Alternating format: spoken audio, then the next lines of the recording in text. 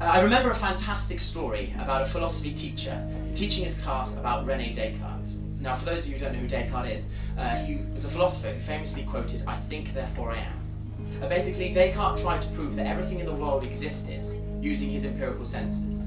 But he soon came to the conclusion that you can't prove anything exists 100% because you're using your senses to prove it. And your senses are flawed. For example, your sight, touch, taste, smell can all be tricked into experiencing and seeing something that isn't actually there.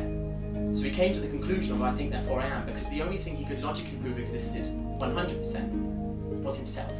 Because in order to think, he must first exist. I think, therefore I am.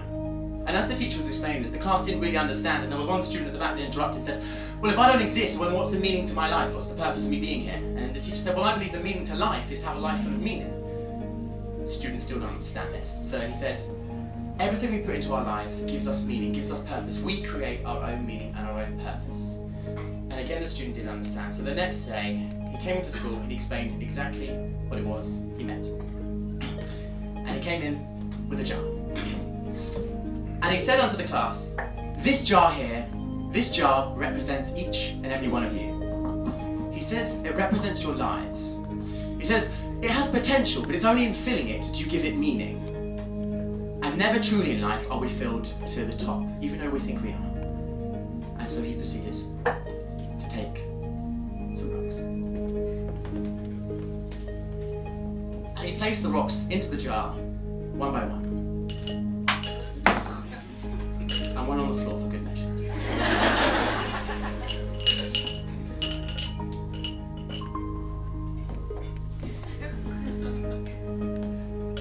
And he said to the class, "Would you agree with me, class, if I said this jar is relatively full to the top with the rocks?"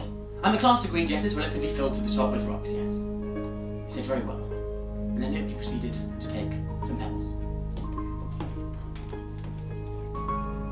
And he poured the pebbles into the jar. And the pebbles made their way around the rocks, right to the very top. And then he said to the class, "Would you agree with me now, class, if I said this has been filled to the very top for a second time?" And the class, dubious at first, agreed, "Yeah, it somehow has been filled for a second time to the top." He said, "Very good." And then finally he proceeded to take some water. Poured the water in, and the water made its way around the rocks and around the pebbles, right to the very top.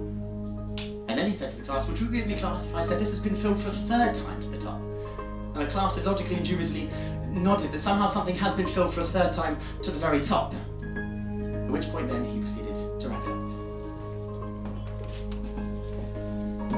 And he said to the class, and he wrapped it in a nice little bundle, a nice little package. And he said unto the class, "This bundle, this package, represents each and every one of you."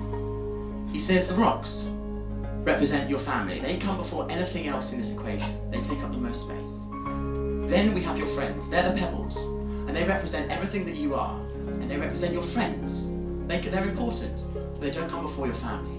And finally we have the water, and the water is everything that is you, working its way around all of that to make a nice little bundle, a nice little package that is you. And before we got a chance to finish, the student at the back interrupted and said, "Well, if Descartes was right, I can't prove anything exists, therefore I can't prove you exist, I can't even prove your metaphor exists."